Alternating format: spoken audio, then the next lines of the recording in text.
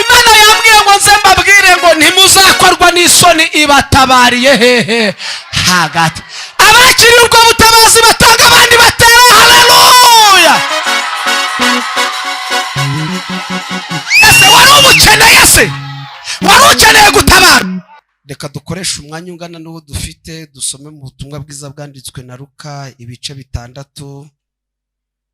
Ubutumwa bwiza bwanditswe na Luka ibice 6 umurongo wa 6 kugeza ku murongo wa 8. Ubutumwa bwiza bwanditswe na Luka ibice 6 umurongo wa 6 kugeza ku wa 8. Aravuga ngo nuko ku yindi sabato yinjira mu isinagogi arigisha, asangamo umuntu unyunyutse ukuboko kw'iburyo. Abanditsi n'abafarisayo bagenza Yesu ngo barebe uko amukiza ku isabato babone uko bamurega. Murongo wa 8. Ariko amenya ibyo batekereza, abwira umuntu unyunyutse ukuboko ati haguruka uhagarare hagati mu bantu. Noneho ku bantu bajya basurinya muri Bibiliya, usurinya hano bango hagati mu bantu, uko ubutumwa Imana yampaye nahangaha bushingiye. Arahaguruka arahagarara. Dusome mu butumwa bwiza bwanditswe na Yohana. Ni ibitabo bikurikirana biraza koroha, ivuye muri Luka ujya muri Yohana n'abaturanyi, ntabwo bigorana kugerayo. Ibice 8 umurongo wa 3 wonyine. Abanditsi n'abafarisayo bamuzanira umugore bafasha asambana, bamuta hagati. Usurinya ako kantu bamuta hehe. Dusoreza aho ngaho muri Yohana ibice 19 umurongo wa 18. 19 umurongo wa 18. Bamubambanaho n'abandi babiri hirya no hino, Yesu ari hagati. Dusoreze muri Yesaya 50 umurongo wa 7 wonyine. Yesaya ibice 50 umurongo wa 7. Hari ijambo rivuga ngo kuko umwami Imana izantabara, nicyo gituma ntamwara, nicyo gituma nkomera mu maso yanjye hakamera nk'urutare, kandi nzi yuko ntazakorwa n'isoni. Nimwakire neza ijambo ry'Imana. Mu nkundi busanzwe ntabwo njya ngorana, sinkunda kugorana no mu buzima busanzwe, singorana. Ntago naba ntagorana mu buzima busanzwe, nkunze kugorana mu rusengero. Oya, sindi bukugore ngo uzamura amaboko niwumva nta mpamvu ituma uyazamura uyarekere hasi. Sinkugora ngo utere haleluya wabona nta mpamvu irumva utuma uyitera. Biba byiza mu nzu y'Imana iyo ukoze ikintu kivuye ku mutima, nibwo kizana umusaruro kuruta icyo ukozwe no guhatwa. Uwo muntu mwicaranye ntakubangamire, nubona adafashwe umureke. Kuko kuno kwezi kuragoranye, niko kwezi abana bajyamo ku mashuri, ni nayo matariki twishyuriramo amazu. Rero biragoranye mu by'ukuri, ushobora gusanga uwo muntu muri kumwe itariki umwana azagira ku ishuri ari no tariki azishyura. Rero wowe kabyarawe byagorana ko apfa gufatwa atari umwuka w'Imana uje. Mubwire ngo ntuze kungora nanjye sindi ubagore. Biragoye pastor uko kwezi. Ubu hari umuntu uri hano adahari, yibaza nyine hari watsindishije 2, hari watsindishije 3, kandi nyirinzu nawe afite umwana azajyana ku ishuri, hari uko umwaze kumwishyura wimurenganya nawe nicyo acungiraho. Ariko hashimwe Yesu uri muri biteraniro, ibyo bibazo byose abifitiye ibisubizo. Ineza yarampamagaye imbwira ko nzagerayo. Uyu munsi ndaririmba nkeya kuko igihe mfite n'ikinyemera kuririmba nyinshi. Ntabwo dukwiye gusenga Imana kugera ku rwego Imana itwumvisha. Reka mperaho, ntabwo dukwiye gusenga Imana kugera ku rwego Imana itwumvisha n'abapagani igibumba, ahubwo dukwiye gusenga Imana kugera ku rwego twumvisha Imana.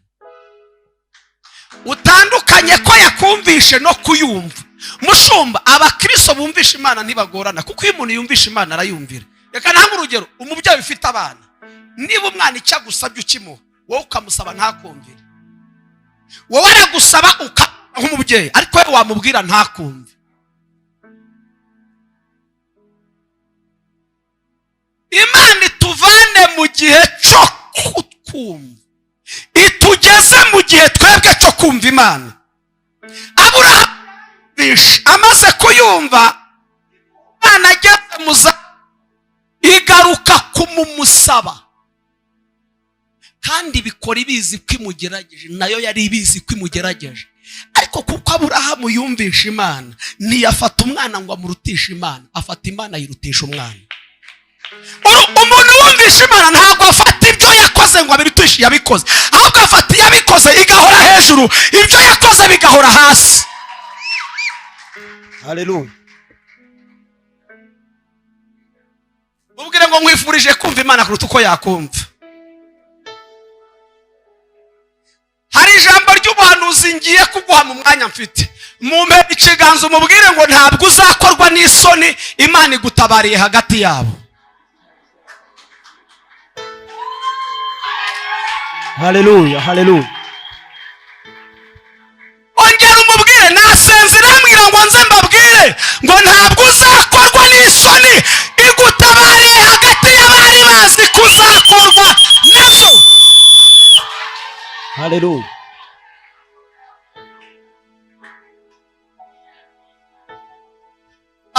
Mumfashe. Ndabizi abari bazi ko zizagukora barenze umwe, kuko wari uri hagati yabo.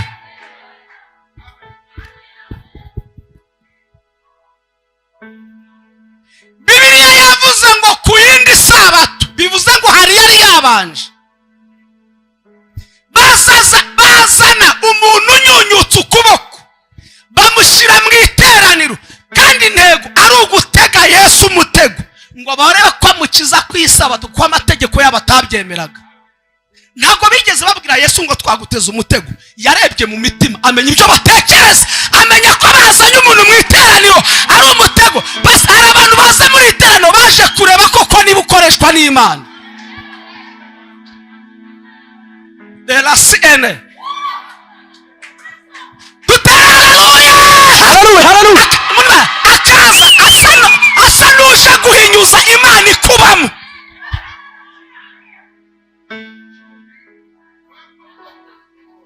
Akaza hariyo ntego, akava mu ntara, akava muri vire, abati babambwiye ko imubamo. Reka nje kureba niba yo bavuga koko ari azaje gwe. Mbene uwo muntu murasenga ntase, murabyina ntabyine, kubera iki? Ntiyaje kubyina. Utandukanye umuntu waje gushaka Imana n'uwaje kureba Imana, baratandukanye. Uwaje gushaka Imana barasenga, agasenga bariba, ariko uwaje kureba Imana ntacyo akora, we abategereje gusa kuza kuyibona.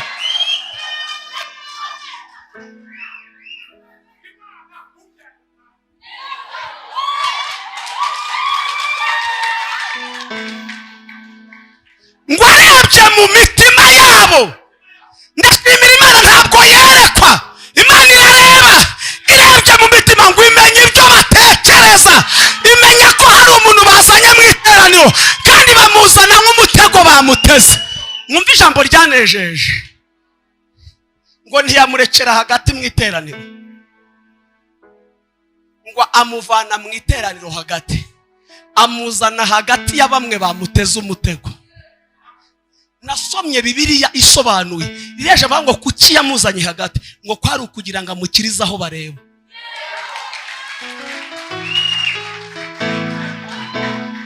Mubwire ngo iraca impaka ibikoreye hagati yabo, irarangiza impaka ibikoreye hagati yabo. Batazagira ngo ni bene wanyu babikoze, batazagira ngo ni amashuri yabikoze, twese twateye. Haleluya, haleluya. Imana irabikorera hagati yabo, batazajya gushakira ubuhamya ahandi, bazabe barabyiboneye bavuga ati twarayibonye ibikora, yabikoze duhari, yabikoze tuhibereye. Ubyakiriye natere haleluya. Haleluya, haleluya. Ntabwo bazabwirwa amakuru y'ibyo yakoze, yabwiye ngo nze mbabwire ngo ntabwo zizabikora, bariye hagati.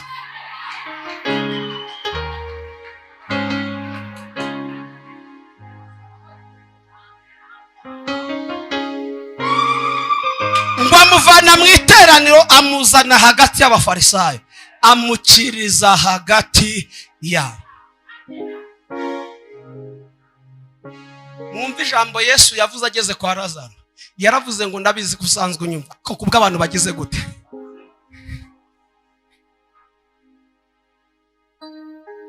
Nta kindi ribuze kugira n'abantu bakugoze bateze kureba uzamwara.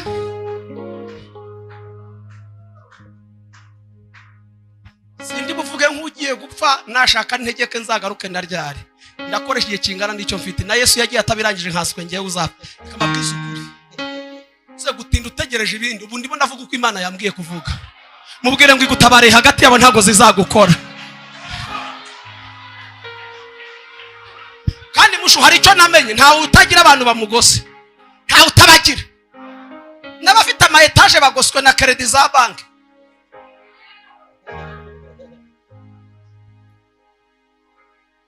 Ntawe utagira abantu bamugose, ntawe utagira hagati. Nushaka bavuye kuzana PhD. Ugoswe n'ubukumi bugize 30 n'ingahe.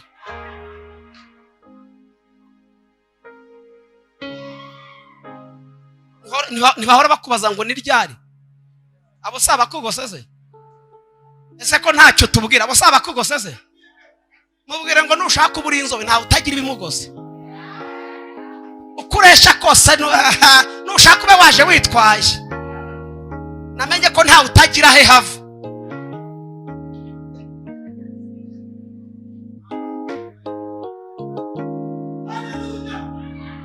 Ndibuza kuvuga ibintu byinshi mu mwanya mutuvayo hano. Mukanya wese waduhagurutsaga. Turuka hariya. Ngwino hano.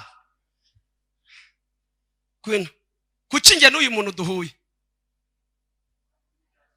Uko tutari mu cyerekezo kimwe. None ngwino tujyane. Kuki nge nawe tudahuye? None mero muri kiganza ubwe ngo nudahura na shitani muzamujya ahantu hamwe. Ikimenyetso cyujya mu ijuru ahura n'ibigeragezo. Kubera iki turajya aho yavuye ntabwo tujya mu cyerekezo. Yemwe barokoremwe. Kubera iki turwana na Satani uko tutajya hamwe. Mugabanya amagambo rero murajya aho yavuye niyo mpamvu abarwanya. Ariko muhumure ntazatunesha kuko turwanya niyo wamwirukanya aho tugiye.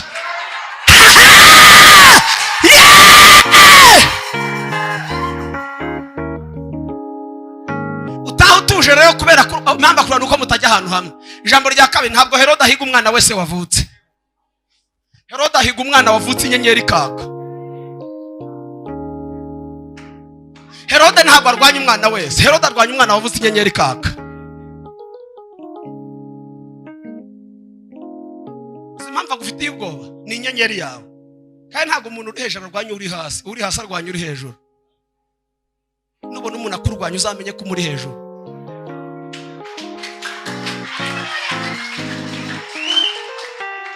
Niba uri hano ntacyo bintwaye. Ubu ngubu meya yarwanya umutwara sibo. Birahuye se. Ariko umutwara sibo.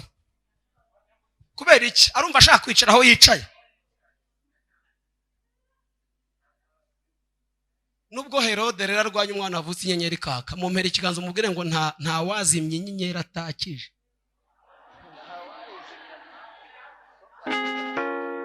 Mubwire ngo nta uzayizimya kuko ntibazi n'uburyo yatse. Uwo yakije aranayirinze we. Abayihinda ariko ntacyo bazayitwara. Uwo yakije yibereye amaso. Twateye haleluya. Ntabwo dufite bw'abarwanya inyenyeri. Uwo yakije aranayirinze. Ngo amukiriza hagati kugira ngo bamenye ko ari Imana ishobora byose. Ijambo ryavuze ngo 8:3 muri Yohana. Ngo bafata umugore bafasha agira gute? Bari bamubesheye. Bari bamufasha bikora. Nawe ntiyabihakanaga. Yarabyemeraga. Nibimenyetso byagaragaza ko yabikoze. Kandi itegeko ryarabangu wafashwa asambana yishijwe iki? Siko itegeko ryavugaga. Hari icyo bari bakoze kinajije n'amategeko. Mureka shimira Yesu rero.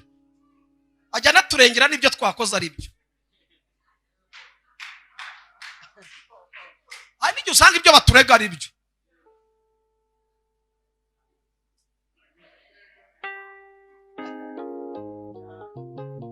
mubaze ngo ntiwasanga ibyo bakuziza ari byo. Mwese bagutaye hagati suko afitiye. Mwese sibyo sa amadeni. Mwese ntibakwiteze kureba ko wabuzayo kwishura inzu. Mwese urumva bakuziza ubusa. Ariko nashimira Yesu ajya turengera kandi ibyo baturega ari byo. Uyu mugore bamuregaga ibiri byo kandi bari bakoze ikijyanye n'ikitegeko rivuga.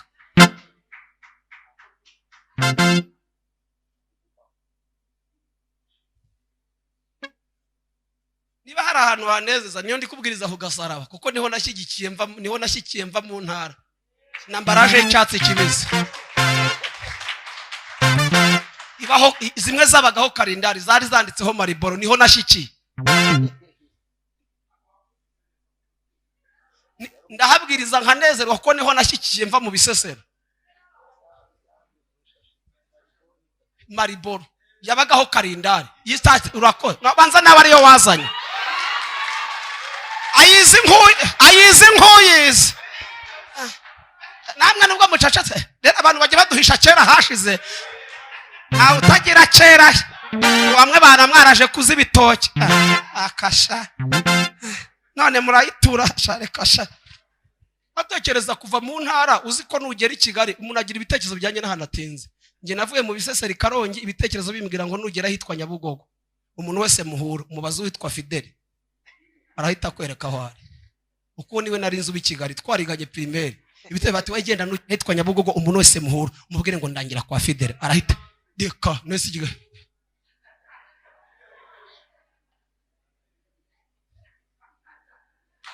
Ndateze ndanaje uko natinze igitarama simbitinde mu mwanya ntubinyemerera. Nyuma y'icyumweru ndaza i Kigali ngeze Nyabugogo ndebye uko imodoka zingana ndebye uko abantu ibitekerezo birambwira ngo gura baza nde Fideli. Uzi kuko mwatekerezaga mukiri mu ntara atari ko mugiye kandi nta yandi mashuri mwongeyeho ariko kubera aho mutinze miti byo kubaza Fideli mbyisibamo bari bagihamagara zijya Kaciri zigire Remera nuko numva umutima umbwiye kugira Remera nari ntarakizwa ngo mvuge ngo ni umwuka mba nje Remera abazaho gare yaho ziremera mvamo ntangira kuzerera nibazaho ndi ibyo kubaza Fideli ni nko waza n'ikibaho ukagira ngo ntacyo banditseho. Ntangira kuzerera kumbi iyabwiye Remera ngo nakumenye utaraba. Urabona izi feru je zijya Kabeza hano Remera hano mu Giporoso kurangira kandi ndi kugenda bigeze saa 11 nambaraje yanjye ku rutugu n'imyate uzi imyotso nagiraga hano iyo umuntu apfuye adakiza bapfuye atazi ukwasi. Umuntu nafata kiza azabapfuye atazi isura ye. Nabiravuga ko tuzasa ntikurerekanwa ariko niyerekanwa. Ubu waza foto zanyu zo muri 2 ukareba ukuntu mwasaga muri 2 abapfuye atazi ukwasi.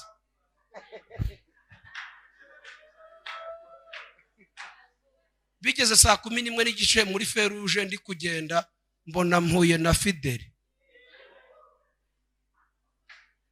Uko niko kuri magazi y'iteraniro ryera. Arambwira ngo kuri hano ni we narinje kureba araseka. Ni we kuri hano ati nge ndi hano kuva saa 9 hari umuntu ari ntegereje namubuze nari ntaye. Ati tujye kumbi yaraje gushaka uwima.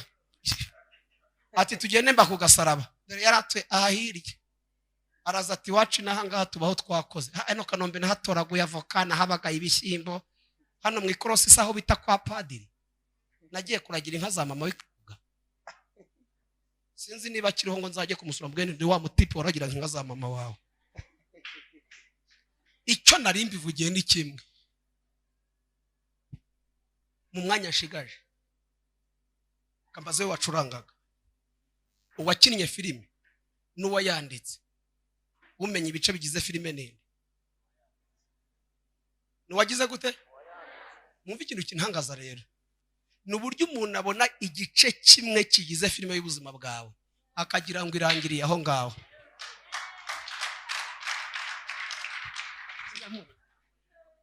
Hagasohoka icy'ubupfubyi abakuzi bakagira ngo filime y'ubuzima bwawe izarangira aho ngaho.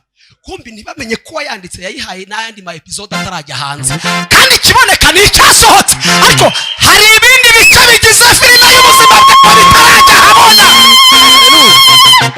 Yego niyo mpamvu iyo badufite ijambo bahera ku gice cyagiye hanze ariko nawe wavuga igice kitarajya hanze. Filime y'ubuzima bwawe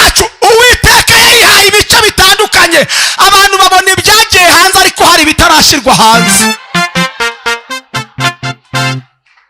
Harya uzikomera ukaba narajya mu ndege karabaye. Ejo bundi narayimanutse hano haruguru, hamwe nanyuze na mbaraje nahanyuze banjyanye kuri aeroport.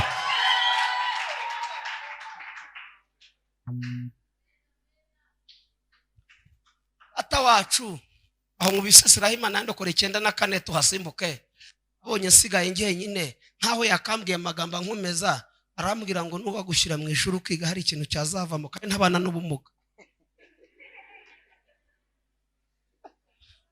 Kuko igihe nari ndimo cyamwemereraga kumvuga hirya ashaka. Reka mbabwire, ntago mutuye aho mushaka, mutuye igihe kibatuje. Ntimurya ko mushaka, murya uko igihe cyagennye. Reka mbabaze, iyo umuntu nge ntago abana banjye biga aho nshaka, biga aho nshoboye kwishyura. Naho ntuye siho nshaka, ntuye aho nshoboye kwishyura. Iyo uhamagaye mu komisiyoneri ndashaka inzu, arakubaza ngo yangahe, 60, ahita amenya aho gutuza.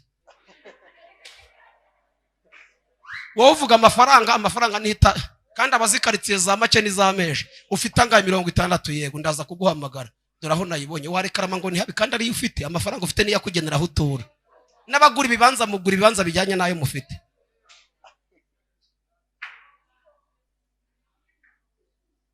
Ejo bundi sinzi wamubwiye ngo ko nagiye mu ndege, arampamagara ngo muraho, ukibaza ngo ni ngewe nande. Imana bikoze batugira benshi kandi turi umwe. Ngo muraho, ni muraho. Ngo barasigaye mu bahanzi. Ni ntabwo ariko bimeze, kubera akazi kenshi tugenda tugaruka kandi ngiye rimwe.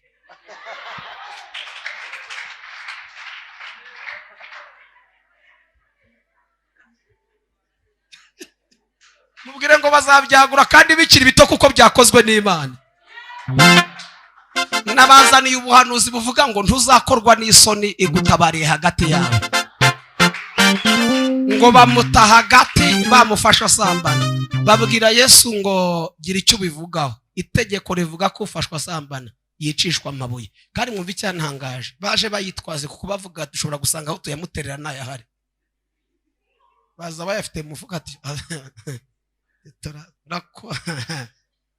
ngo bamuta hagati.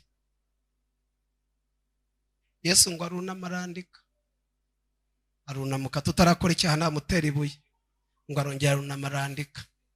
Ngo bagenda urusorongo, mu mbere ikikanzu mubwire ngo n'uyu munsi icyo Yesu yanditse ku buzima bwawe ntawe ukizi. Amabuye bari bazanye kumutera, umugore yayanyuzeho asubira yari muzima. Ayo bari kumwicisha yayanyuzeho. Hari ibintu bari bazanye nk'imitego, ugiye kubinyura hejuru ujya Imana yavuze. Hari ibyo bari baguteze, nibyo bigiye kuba intandaro ya promosiyo. Ayo magambo bari bakuvuze ni Imana igiye guheraho ikuzamure. Moridekayi yazamuwe n'urwandiko rumwica. Twateye haleluya.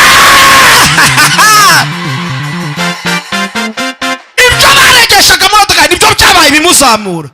Ibyo bari kumwica nibyo byabaye bituma Abayuda batabarwa. Mubwire ngo ibyo bari baguteze ugiye kubinyuraho ujya Imana yavuze.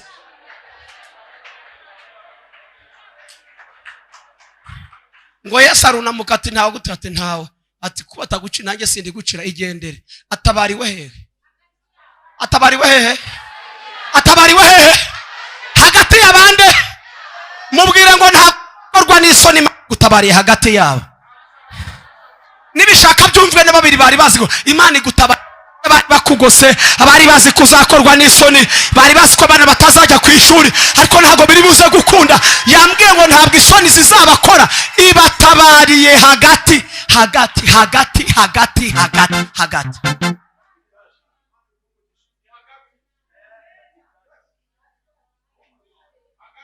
Kubera iki? Iyo bazi ni yagiye hanze, ariko hari yakinwe itarajya hanze. Nama episode namwe mu ndebere. Hamani yarazi ko filime ya Moridekayi finale ari kwiremba. Munyumvira n'urigiye gusoza, yarazi ko finale ya Moridekayi azapfa ari umuzamu, azapfira aho ngaho bakamushyingura aho ngaho. Kubera iki? iyo ni filime yagiye hanze, icyo ni igice cyasohotse. Kumva uwanditse filime y'ubuzima bwa Moridekayi yashyizemo n'igice cyo gutambagiza umurwa, kandi nta mana muri inyuma. Icyo gice ntikirajya hanze. Rero mubwire ngo nawe ubwawe ntuzi ikigiye kujya hanze mu kwa 10. Erega icyabutse nicyo mu kwa 9, ariko ntuzi ikijya hanze mu kwa 10. Hari ikigiye gusohoka mu kwezi kwa 10, hari ikigiye kujya hanze mu kwezi kwa 10. Aba babyakira batanga, abandi batera haleluya. Icyo babonye ni icyasohotse mu kwa 9, ariko ntibazi iyo mu kwa 10 uko izaba imeze. Mu kwa 10 harimo kuva mu bukode, mu kwa 10 harimo kuva mu bushomeri. Ibyo na bimwe mu kwa 10 harimo kwerekanwa ugakora. Mu kwa 10 nibavuga rero baravugira ku yasohotse, ariko nibavuga ku itaraso ko ntibazi birimo.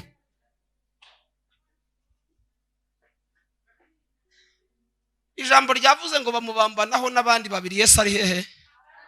Kuki atabara bari hagati? Nuko nawe yatabariwe hagati.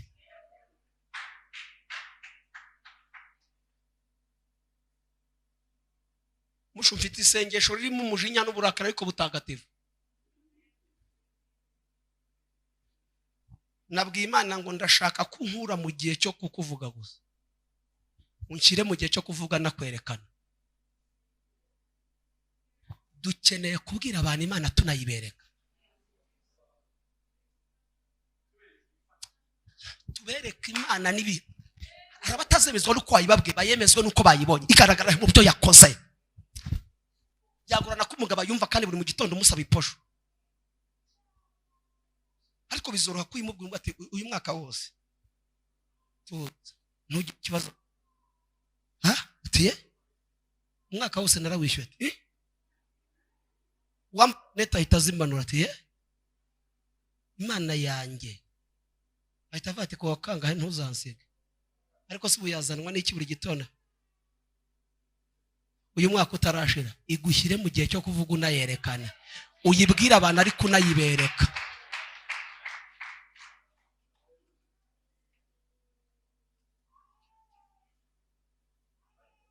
Bayibona.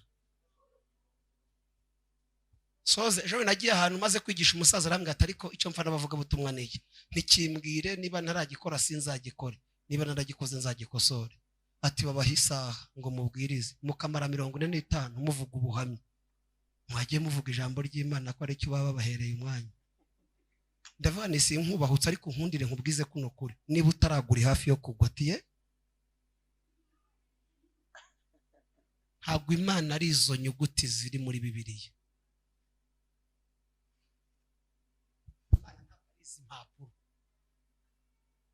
Ibiti bakozemo izi mpapuro nibyo biti bakozemo impapuro zijya mu bindi bitabo. Wagize ngo hino yanditse biri itandukanye n'izindi wino zanditse. Imana si impapuro, Imana si inyuguti mu ijambo rimwe, Imana ni imirimo. Hano harimo iki? Muri izi nyuguti harimo iki? Si imirimo Imana yakoze nabo yakoresheje. Ngo natwe ubwacu turi imirimo y'intoke. Mwaje gushaka iki hano? Mu buhe buryo? Ngo nutazi gushomoka ngo nahamye mu bandi gusa ko Yesu agira neza. Ibi byose ni imirimo.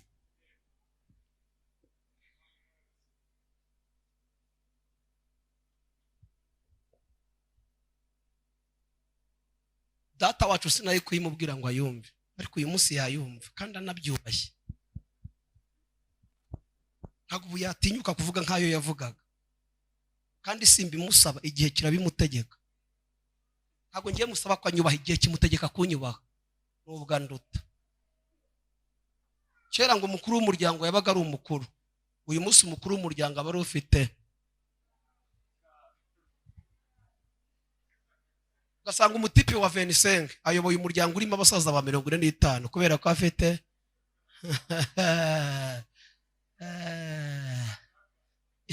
imbaraga zake. Soreza ahangaha. Oya mureka soreza mfite ambaho ya mumure. Reka mbabwize ukuri. Ninginze Imana. Ninginze Imana. Inkundi ribaha amafaranga.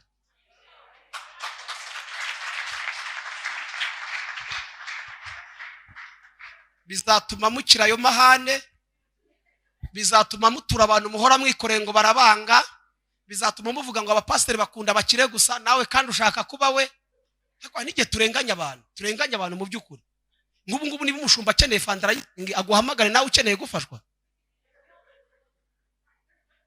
Ntabwo ageze mu gihe cyo gushaka binginze, ageze mu gihe cyo abantu bamutera inkunga, azahamagara abayafite.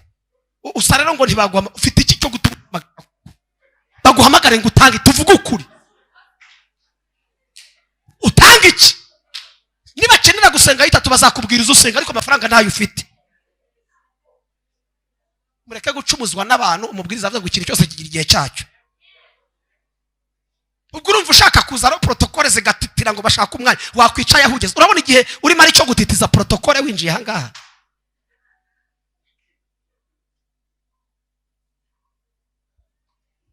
Subwo muranyumvishe ze?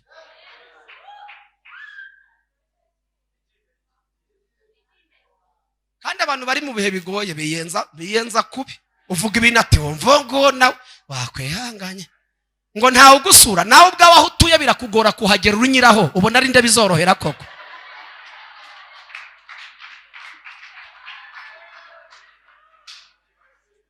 Ariko idutabare hagati. Haleluya! Twongere haleluya! Imana yambwiye ngo nze mbabwire ngo ntimuzakorwa n'isoni, ibatabariye hehe hagati. Abakiri ubwo butabazi batanga abandi batera haleluya. Ese wari umukeneye se? Wari ukeneye gutabara? Kuko umwami Imana izagira gute? Nicyo gituma nagira gute? Beneta, uyu mugore ntibari bagiye kumumwaza.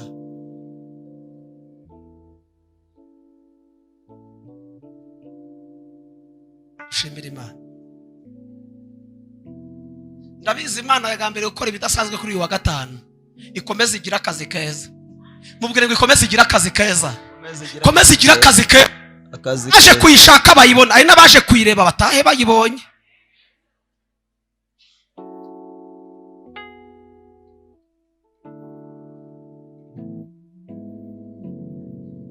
Ngeri Kigali sinarinzi ko nzahaga umuceri waraniye. Naya mazina yanjye ntago nyanywa, sinyiyakunda pe. Ndaza sinanywe icaka. Uza kura. Mese nayanyweye shipo. Ntago pasa sinkunda amazi. Kandi nanyweye agacupa kamwegera hano karahagije.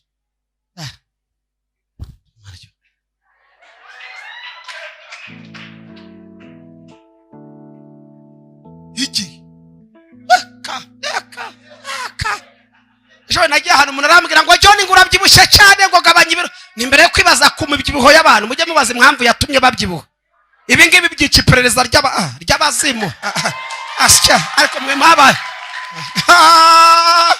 haraho nagiye barambaza ngo mukozi w'Imana imodoka mu isengo tuwapari umunsi sinayizanye.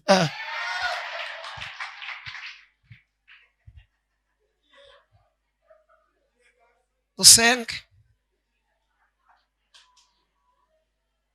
nigeze njya hano umuntu azana icyayi ngo shiremo isukari akayiko kamwe tubiri dutatu ati itazakwica, ariko mwagiye mureka iranyica sibwo nkiyinywa. Abatangiye kuyinywa kera ni muyigaba birangiye yari yambamo nyinje. We nibwo ukigera i Kigali nawe ugiye kwiteza amadageta n'ibiteke birakatsindwa n'Imana. Nibwo ukiza nangwa mangwa hari amavuta ufite mu mwe, mwagiye mureka bayahereye kera bakayagabanya. Bene dare nukuri pe, ariko uyu munsi isukari wapi sigaye nk'ubuki. Isukari ntago ikiri nziza. Muhaguruke dusenge. Isukari ntago ari nziza n'ubuki ubu ngubu. Ariko Mana icyo ngukundira nuko utameze nk'abantu, washize ibanga ryanjye nawe kure y'amaso y'abantu. Yesu we nshuti yanjye ushimwe, wowe wabiduye umwana w'isezerano. Yesu we nshuti yanjye ushimwe, wowe wabiduye umwana w'isezerano.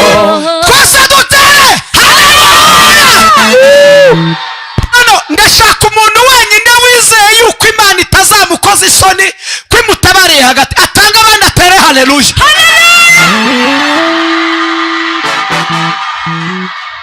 Noneho ubyizeye akaba yumva ashaka ko Uwiteka zola fotandora tarasi ene fatotiradra tuyazamurira Imana ibikoreye hagati y'abayoka edotasi wa fotandoradria asi de ene. Mushumba uragiye urugendo rw'umugisha rutazamara iminsi, ariko ugiye kuzana ibintu bibiri. Ugiye kuzana amafaranga n'abaterankunga. Imana ikujyana ibintu bibiri, ntabwo uzatindayo. Igiye kuguherayo amaboko mashyi. Hashira igihe abo bantu baze kugusura.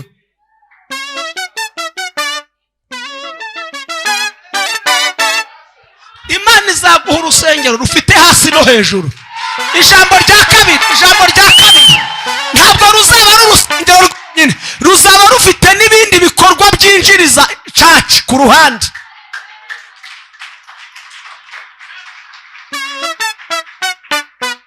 Mubwire ngo gutabara hagati y'abari baguteza amaso, abari bazi ko bigiye kurangira, abari bazi ko ntabwo gikozwe n'isoni. Atora sikitando sikotita tarasi etofa tondarasi lave ngo bategereza ko ari bubyimbe cyangwa ari upfa kindutse, ngo bamaze umwanya munini yari hagati yabo bategereje uko azapfa. Imana imurengera ari hagati yabo. Mutumye ni harya Petero yatabariwe hehe? Hagati y'abasirikare 16 abashwe amaguru n'amaboko. Muzana igiseke dutanga ituro ry'ishimwe ry'uko idutabari hagati bareza ko tuzakorwa neza. Icyo cyonyine